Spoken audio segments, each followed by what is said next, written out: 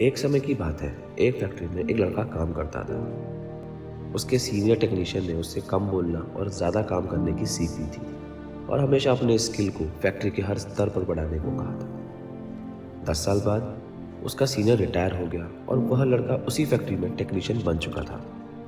वह लड़का उसी निष्ठा और लगन से काम करता रहा जैसा उसके सीनियर ने सिखाया था। एक दिन वह लड़का अपने सीनियर के पास गया और उसके सीनियर ने देखा वह दुखी लग रहा था।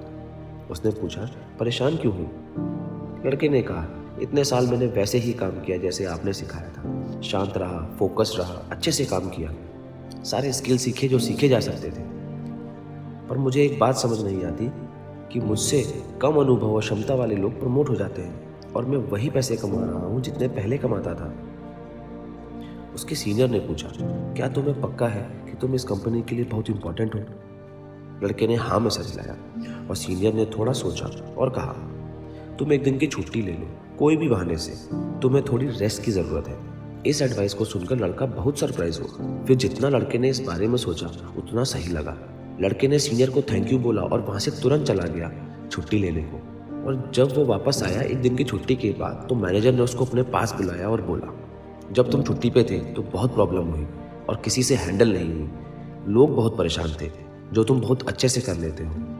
तो तुम्हारे इस अच्छे काम को देखते हुए मैं तुम्हें सीनियर टेक्नीशियन प्रमोट करता हूँ। वो लड़का अपने सीनियर के लिए बहुत धन्यवाद व्यक्त करने लगा। उसे लगा यही है कामयाबी का मंत्र।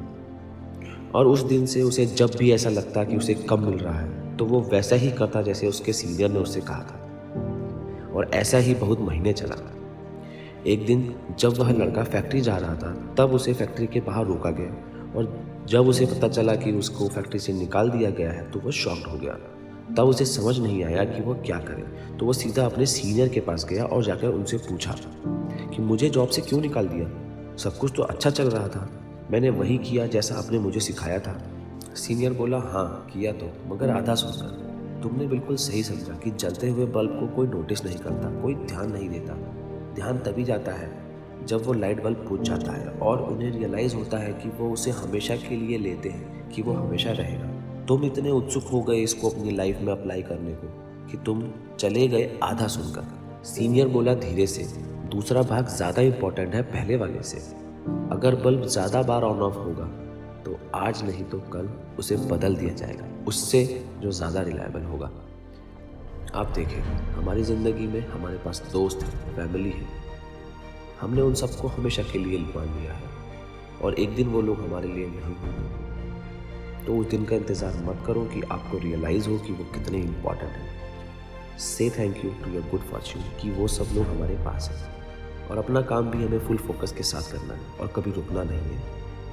आप अपनी ज़िंदगी में संतुलन खोजिए और ये ज़िंदगी आपको इनाम में संतुलन देगी। This is Whiteboard Motivation. Thanks for watching and stay blessed.